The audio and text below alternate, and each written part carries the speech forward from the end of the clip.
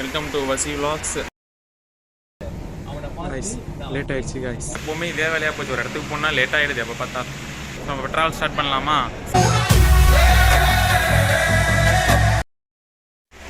Hi guys, welcome to வசி vlogs. இவ்வளோ காலையில் எங்கே போயிட்டுருக்கான்னு பார்த்தீங்கன்னா, ஒரு எக்ஸாம் எழுதுறதுக்காக நான் வேலூர் வரையும் போகிறேன். ஸோ அதுக்காக தான் இந்த vlog. இது நம்ம சேனலில் ஃபஸ்ட் vlog-ஆக இருக்க போது. ஸோ நம்ம பழைய சேனல் வந்து டெர்மினேட் ஆகிடுச்சு. ஸோ அதுக்கு என்னென்ன சப்போர்ட் அண்ட் லவ் கொடுத்தீங்களோ இதே சேனலுக்கும் அதே பண்ணுங்கள். ஒரு நல்ல என்டர்டெயினான வீடியோ நம்ம சேனலில் கண்டினியூவாக vlogs, ரிவ்யூஸ் அந்த மாதிரி நிறைய போட நான் ட்ரை பண்ணுறேன். ஓகே, எல்லோரும் சப்போர்ட் பண்ணுங்கள். லெட்ஸ் இந்த ஜேர்னி எவ்வளோ நல்லா கொண்டு போக முடியுமோ பார்க்கலாம்.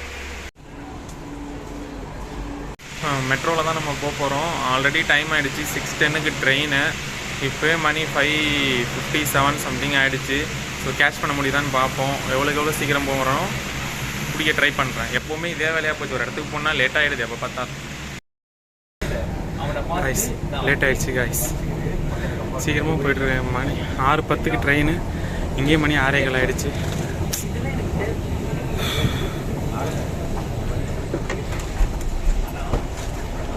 இதுவும் போயிடுச்சுன்னா போக வேண்டியதான், அவ்வளோதான்.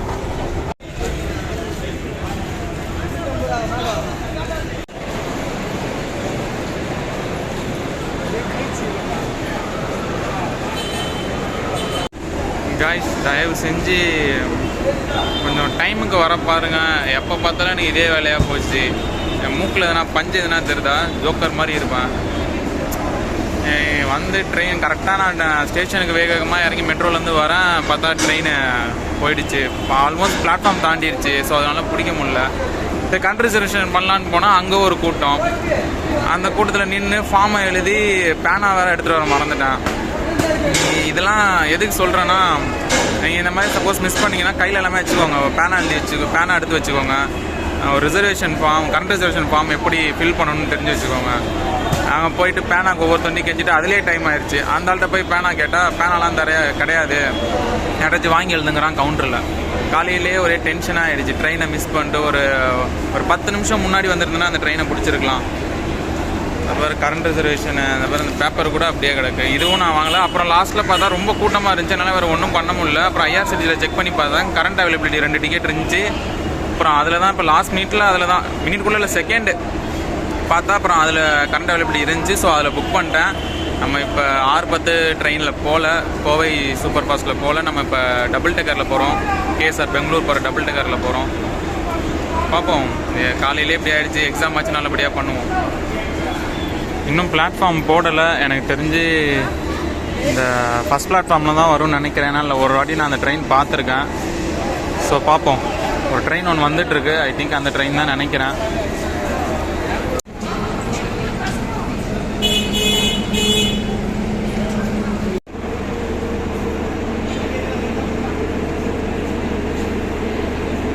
கைஸ் மறுபடியும் நம்மளை ஜோக்கர் ஆக்கிட்டாங்க.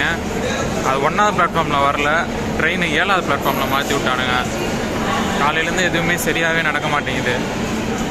கைஸ் இதுதான் நம்ம கோச்சு, நம்ம சீட் நம்பர் 20. ஸோ உள்ளே போய் பார்ப்போம்.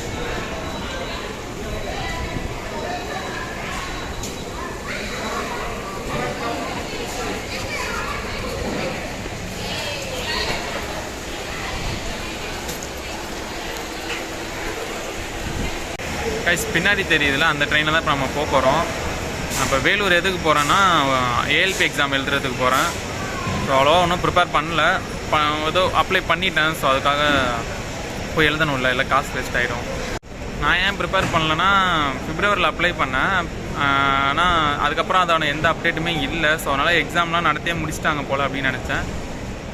இப்போ பார்த்தா திடீர்னு இந்த மாதிரி எக்ஸாம் இருக்குது அப்படின்னு மெயில் வந்திருக்கு. ஸோ அதனால் கிளம்பி போகிறோம்.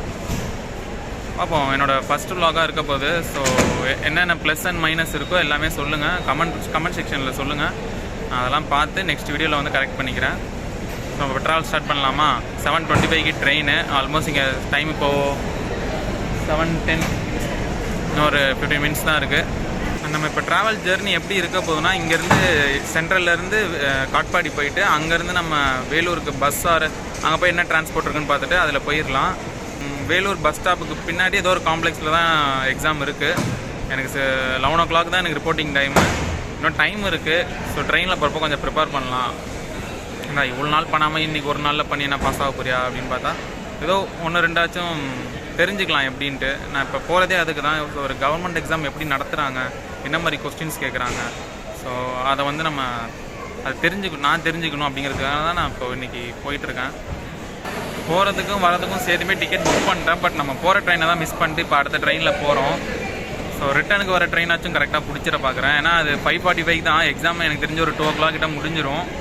ஸோ அதுக்கப்புறம் நம்ம அங்கே ஸ்டேஷனில் தான் லஞ்ச் அங்கே எங்கன்னா சாப்பிட்டுட்டு ஸ்டேஷனில் போய் வெயிட் பண்ணிட்டு அந்த ட்ரெயினில் கொஞ்சம் பீஸ்ஃபுல்லாக வரலாம்.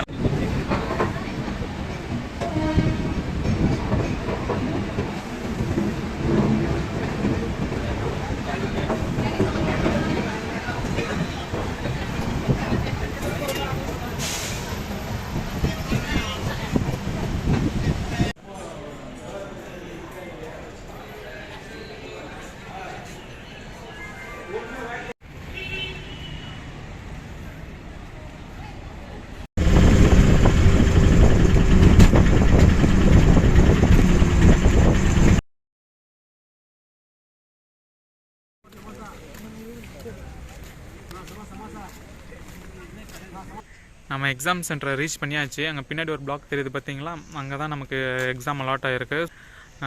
11 o'clock ரிப்போர்ட்டிங் டைம். இப்போ தான் எல்லோரும் ஃபஸ்ட் எக்ஸாம் முடிச்சுட்டு போயிருக்காங்க. காட்பாடி ஜங்ஷனில் இறங்கி அங்கேருந்து ஷேர் ஆட்டோ பிடிச்சி வேலூர் நியூ பஸ் ஸ்டாண்ட் வந்துட்டு அப்புறம் அங்கேருந்து இன்னொரு ஷேர் ஆட்டோ பிடிச்சி இப்போ இங்கே சென்டருக்கு வந்திருக்கோம்.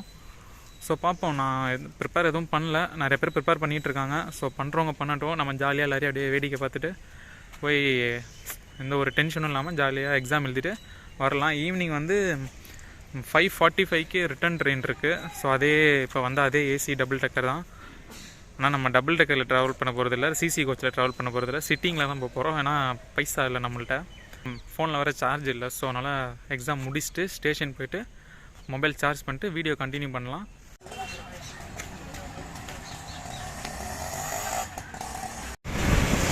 கைஸ் இப்போ எக்ஸாம் முடிச்சிட்டு இப்போ ரயில்வே ஸ்டேஷன் போயிட்டுருக்கோம். ஸோ இன்னும் டைம் இருக்குது, அதான் கொஞ்சம் நடந்தே போகலாம் பொறுமையாக அப்படின்ட்டு போயிட்டுருக்கேன்.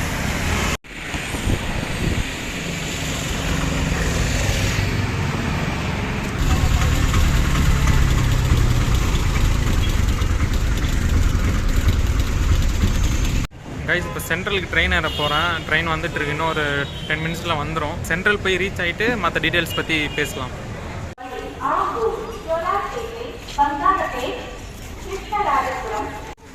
ட்ரெயின் வந்துட்டுருக்கு. ஸோ இப்போ நம்ம கோச்சுக்கு போயிட்டுருக்கோம்.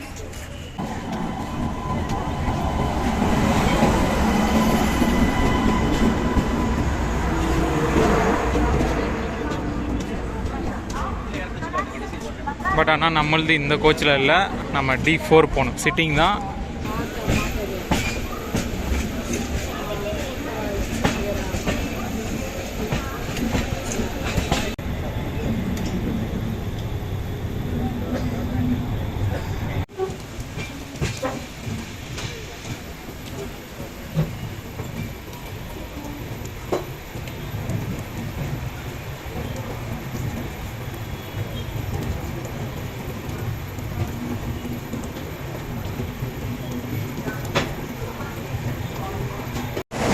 ரீச் ஆகியாச்சு. இன்றைக்கி நம்மளை சேஃபாக கொண்டு வந்த ட்ரெயின் இதுதான். ஓகே, பக்கத்துலேயே வந்தே பாரத் இருக்குது.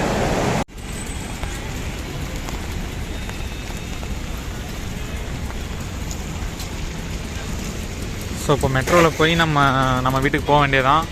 ரொம்ப மழையாக இருக்குங்க. கைஸ் எக்ஸாம் நல்லபடியாக முடிச்சாச்சு. ஆனால் ரிசல்ட் வந்ததுக்கப்புறம் தான் தெரியும் நல்லா எழுதியிருக்கானா இல்லை சொதப்பி வச்சுருக்கானான்ட்டு. எனக்கு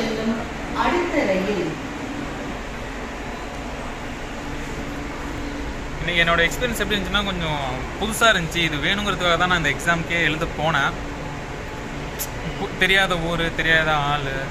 ஸோ அங்கே எனக்கு ஒரு ஃப்ரெண்ட் கிடச்சாங்க. மார்னிங் நாங்கள் ஜங்ஷன் போனோம். அவர் எக்ஸாம் எழுத தான் வந்தார். அவர் கூட தான் நான் ஜேர்னியே எனக்கு ஃபுல்லாக இன்றைக்கி போச்சு. நானும் அவர் ஒன்றா தான் சாப்பிட்டோம். அப்புறம் எக்ஸாம் சென்டர் போனோம். எக்ஸாம் முடிச்சு ரிட்டனும் அவர் கூட தான். அவரும் நான் வந்து அதே ட்ரெயினில் தான் ரிட்டர்ன் டிக்கெட் போட்டிருக்கார் போல். ஸோ நானும் அவர் இப்போ கூட மெட்ரோவில் பை சொல்லிட்டு பேசியிருக்கோம். ஸோ எனக்கு இந்த எக்ஸாம் நான் ப்ரோ ஒரு அளவுக்கு தான் ப்ரோ எல்லாமே, சும்மாலாம் நோண்ட கூடாது ப்ரோ. ரைட் சேஞ்ச் பண்றோம், லோயர் பிளாட்ஃபார்ம் கீழ போங்க. சென்ட்ரல் எக்ஸிட் ஆகும், கார்ட்போஸ்ட்ல ஒரு மேல போங்க. ஓகே, நமக்கு இன்னும் ட்ரெயின் வர 6 minutes கிட்ட இருக்கு. ஸோ அதான் பேசிடலாம். ரைட் அவுட் பண்ணி ரிம்கோவே மூவ் பண்றோம், லோயர் பிளாட்ஃபார்ம் கீழ போங்க.